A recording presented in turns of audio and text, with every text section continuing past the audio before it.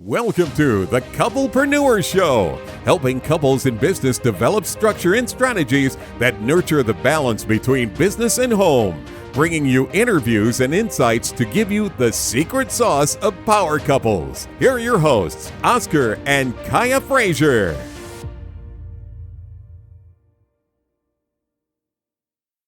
Couple-preneurs, entrepreneurs, those looking to get into business for themselves, someone that may just be sitting on the couch, not sure what they want to do next.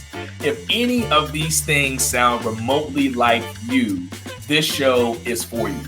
I'm absolutely excited today to bring on a very special guest, just because as Kai and I have had our entrepreneurial journeys, we have made several mistakes as it pertains to payroll and tax implications and all those sorts of things, which I'm sure our listenership, some of the ones that have been serial entrepreneurs, can probably relate to.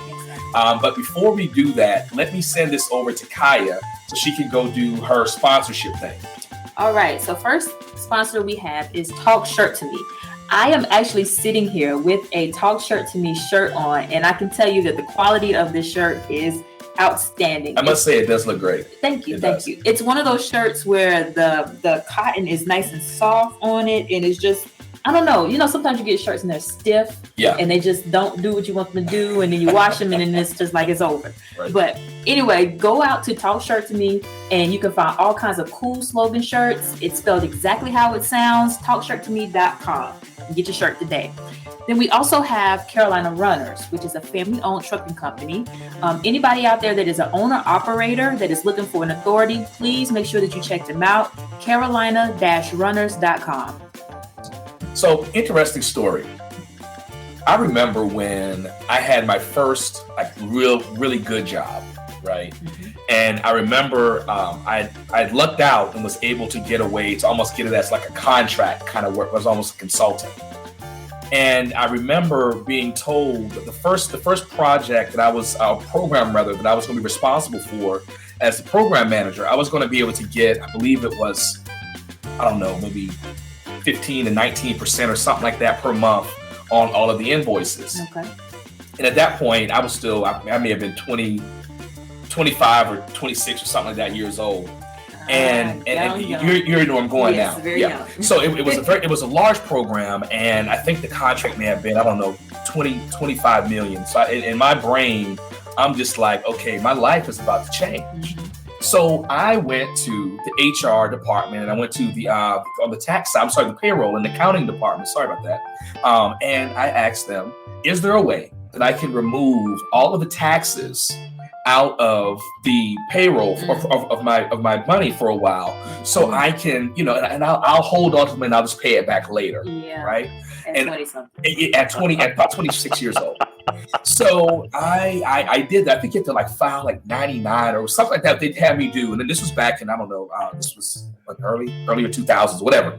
So I do that, and each check coming in, I'm like, oh my gosh, I've never seen this much money in my life. And so I'm making all this money, but then no one really taught me about taxes. Yeah. And what happens when it's time to file to taxes. And I remember my first tax bill was $60,000. And I fainted because I'm like, well, wait a minute, there's no way. I mean, I thought that they were like, this is what you owe. And so that was my introduction to taxes. But this is before I had become an entrepreneur. The second major mistake that I think Kaya and I can bring you into this one now, Kaya. You were a part of this one. Yes, I was a part of this one. Yeah. So we had a large restaurant in Charlotte, North Carolina, a few years ago. And we had about 100 employees, and it was fun. It was exciting. We were doing payroll. We were handling all the taxes that we thought we were supposed to do ourselves. Now, here's the key thing. Right. And so when we sit down the first year with a hired, I think one of those what is it, you walk in, do your taxes, walk out. Yeah. Kind of like speed tax places. I go in there, and I think I forgot the number now, but it was an embarrassing amount. It wasn't over $100,000 that we owed because we just didn't do things right. We didn't know what we were doing. And so I say all that to say this. there is value in investing as small business owners in outsourcing with the proper accountants, the proper payroll systems, etc., to avoid some of the mistakes. And I'm sure we're not speaking on just by ourselves and saying that a lot of small business and startups make. So I'm super excited to introduce to all of you Mr. Charles Reed. Charles, how's it going today, sir? It's going well, Oscar, Kaya. Glad to be here. Thanks for having me. Oh gosh, yeah. And there's so much that we can talk about. Yes, here. We have a lot to cover today, and a lot of mistakes that we've made to share as well. Yeah. So Charles, if you can, but before we ask you a bunch of questions, if you can, just walk the listenership through who you are, your background, and the services that you provide as it pertains to accounting and payroll. Sure. I'm a Midwestern boy. I grew up in Iowa. After high school, joined the Marine Corps. Spent 4 years in the Corps. Was stationed in Kansas City. Met and married my wife. She had 5 kids when I married her. I claim insanity. Found that the business world did not value my military experience, so went and got my credentials at college, my BBA, my MBA, sat for and passed my CPA exam while I was still in graduate school. Went to work for corporate. Spent 15 years in the corporate world. Realized I was never going to get to the top of a major corporation because I didn't have the political skills. I was unwilling to stab people in the back and throw them off the ladder. Yeah. So decided if I was going to run a business, I'd have to start my own like my parents had. And so Ruth and I started our business just over 30 years ago as a mobile accounting service and payroll service. Ruth's passed, but I'm still working at it after 30 years. Sold off the accounting about 10 years ago to my then partner, and I concentrate on payroll for small and medium-sized businesses around the country. We're one of the smaller national firms. Outstanding. Now, Charles, some folks are familiar with things when it comes to payroll. Some people think about things like factoring or there are different types. And there's also the side of just pure payroll where it's outsourced and someone's handling that. If someone were to come to your organization, what's that expectation like? Is it on the side of factoring as well, or is it just strictly payroll? It's strictly payroll. I mean, there are companies that do factor payroll. They're very, very expensive. It's not something I recommend unless you're in a cash flow situation that it's a requirement. It's just the factoring industry is rapacious at best. Correct. So we do payroll and payroll associated things. We will produce paychecks, direct deposits, pay cards, but we also pay all the taxes for you, file all the forms, and on top of that, we take a IRS Form 2848, which is a limited power of attorney. I'm a CPA. Most of my competitors don't have professionals on staff for clients. They may have them in the back room for their own purposes, but they don't talk to clients. As a CPA, I take a 2848, which allows me to advocate for my clients. So I get on the horn with the IRS, and I stand in between my clients and the Internal Revenue Service or the states or the local taxing authorities. And most of the time, I know more than the taxing authorities do. I'm a professional at this. I'm better able to handle it, get penalties abated, get them removed, get them changed, negotiate settlements, and so on. The analogy I use is when I grew up, Pele was the world's best soccer player, maybe of all time. Yep. Wonderful athlete, still alive.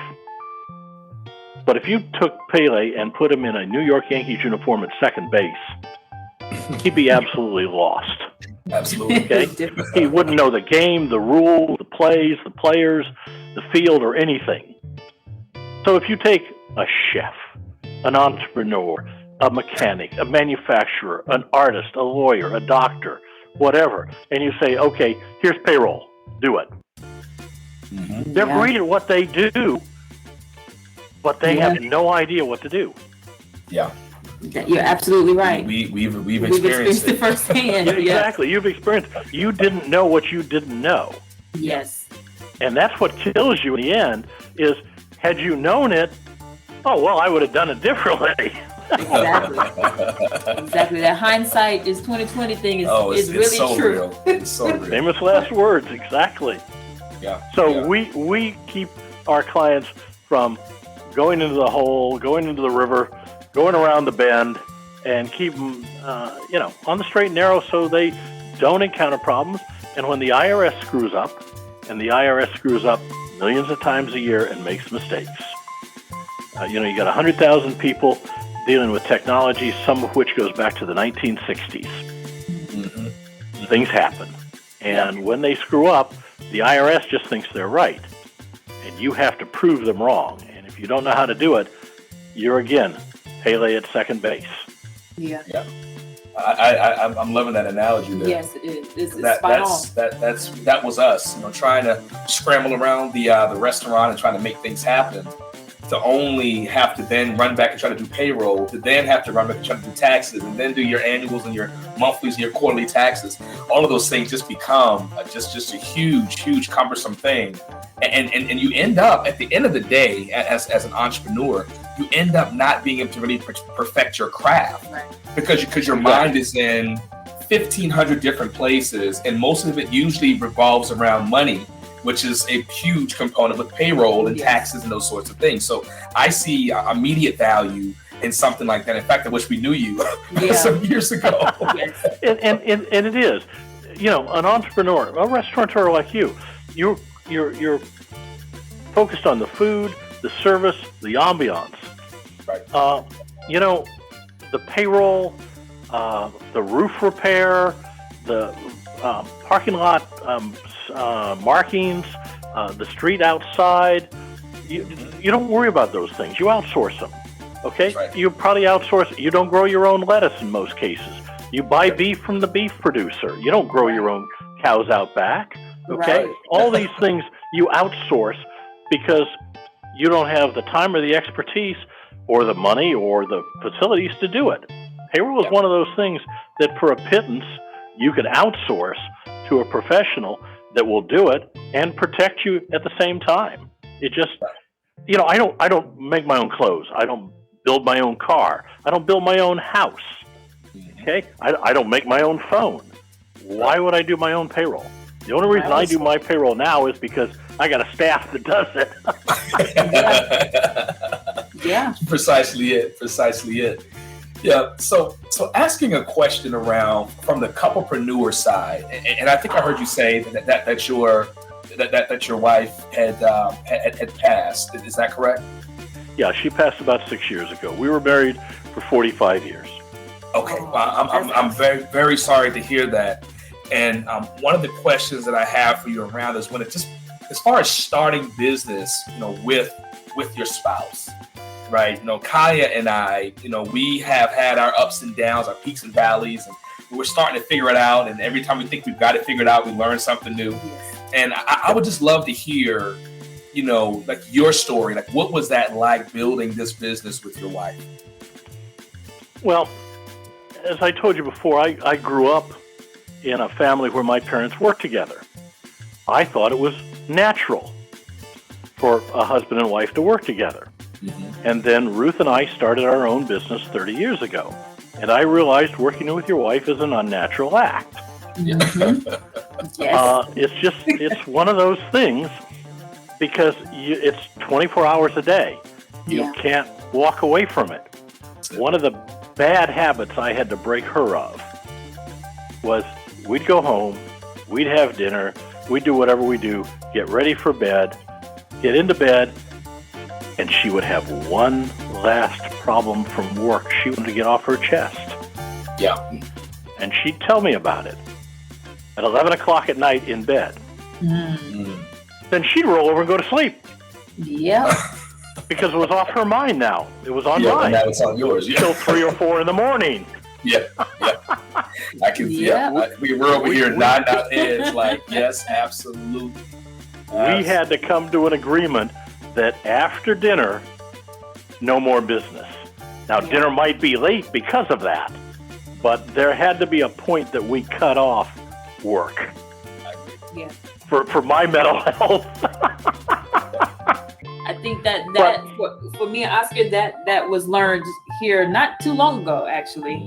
We were running like 24 hours pretty much. And then eventually it was like, okay, wait a minute. What are we doing with it? You got to have that turn off switch at some point, because to your point, I mean, Charles, you're married first, okay, and the business is down that line someplace, but it's not first, right? And I think it's not first. You know what I mean? And I think a lot of couplepreneurs, they make that mistake.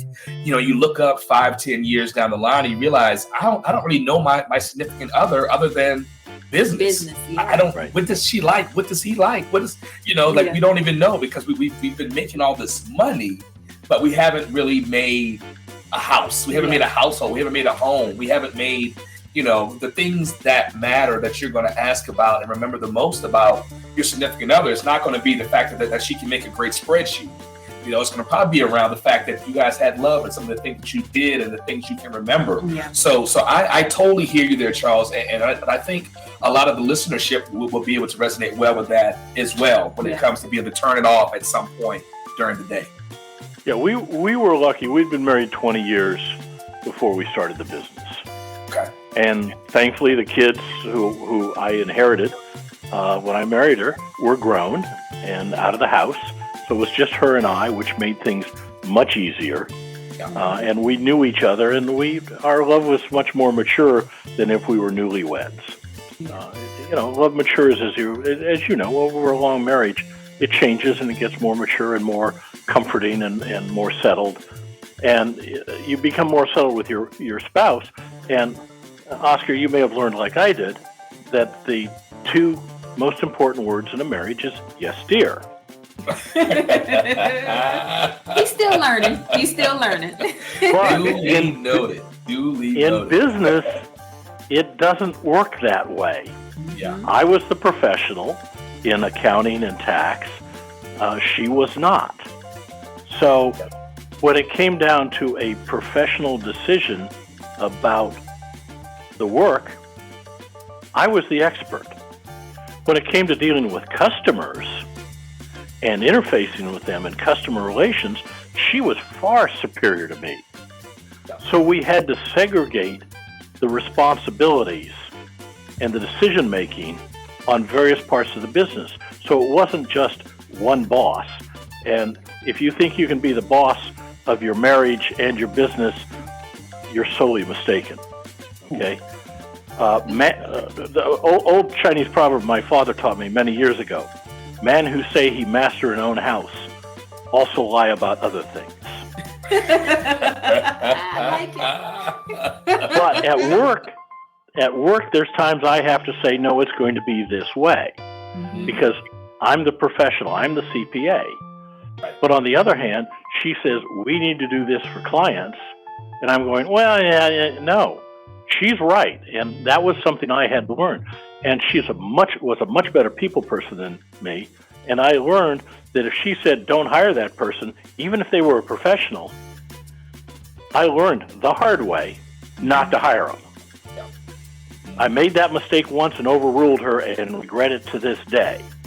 Yeah. So we learned our various strengths and our areas where we separately needed to make decisions, make the final decision. We talk about all of it, but when it would come down to a final decision, in certain things it was her decision, and in certain things it was mine. And that was something I had to learn. Yeah, it was my business, but it's her business too. So that's right. Yeah. Totally agree. Yeah. I absolutely agree with that. So co-owners. That's it. That's the key word, co-owners. So Charles, it's really a partnership. A marriage is a partnership, and working with your wife is a partnership. I don't care what form you're in. We're a corporation, but it's really a partnership, and you have to treat it that way as equal partners. Yeah, totally agree, 100%. So Charles, I understand you were an author of 4 books, with the most recent one being the Payroll Book, a guide for small businesses and startups. I love the name because it's very straightforward. I think it would be what it says it is, but I would love to hear a little bit more about what someone can expect if they were to go out and buy the book, and where they can buy the book as well. Well, the book's available on Amazon, Barnes & Noble, other fine bookstores, or at the payrollbook.com, which is the website for the book. Oscar, Kaya, for your listeners, if they would like to go to the payrollbook.com and enter the discount code podcast, we will send them a free book. Oh, wow. Wow. No shipping, no handling. We'll just send them a free book. Obviously, because if they're interested in a book about payroll, they're a potential client at some point. That's amazing, man. Thank you so much. Thank you so much. My pleasure. The book is set up in 3 parts. The first part being payroll setup, all the things that go into it. Business entity, who's an employee, who's not an employee, what are earnings, what are deductions, taxes, tax penalties, work week, payday, pay periods, all those things, and all the laws that go into it. The second part is running a payroll. How to calculate it, how to calculate overtime, how to calculate blended overtime, what's pre-tax, what's post-tax, what's not taxable, and how to calculate it and how to pay your people cash, checks, direct deposits, so on and so forth. The third part is just additional things that are associated with payroll, record keeping, and all the various federal entities that force you to keep things, workers' comp, security, internal controls, legal aliens, illegal aliens, PEOs, handbooks, on and on. So I tried to give a guide for small businesses and startups on a comprehensive guide to payroll. There's nothing like it out there in the marketplace. The only thing near it is the payroll source from the American Payroll Association, and it's $600. This is $29.95 at list, and I think Amazon has it on for $20.45 at the moment. But your listeners can get a free one.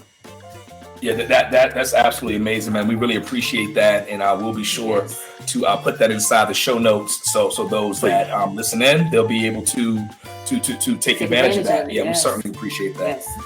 Well, this has been quite the conversation. I'm sure in 2022 it'll be great to be able to have, or at some point maybe in the first quarter of 2022, it'd be great to maybe have you back on the show just to start to dive into maybe like just kind of segment this out a bit, right? Yes. But maybe talk a little bit more about like the introductory components of payroll, and then moving into the different phases of that. I can see that as certainly being like some additional conversation that we could have. So Charles, would you come back and do another show with us? Absolutely. Just let me know when. Outstanding. This is so great, man. So in addition to this, as we wrap up, we'll make sure that we also put like your website on the show notes, which is GetPayroll.com. We'll also put out your LinkedIn links, Facebook and Instagram as well, so we can quickly get in contact with you. And I want to reiterate to the listenership that this is so important. You're specializing in what you do well, and it is so important to outsource the things that you do not know how to do. We can't stress it enough. I think we've talked about this in another episode. I think we were with, it might have been May Jury or something like that. And we were talking about how she has chosen to outsource her social media because she has no idea what she's doing when it comes to social media. So I turn this back around and say, you have no idea what you're doing when it comes to payroll. Yeah, you may think you know, but you need to outsource. Yeah, so Charles, once again, thank you so much. We really appreciate having you on the show, and we cannot wait to have you back sometime in 2022. Look forward to it, Oscar, Kaya. Yes, sir. Thank you so much. Cheers.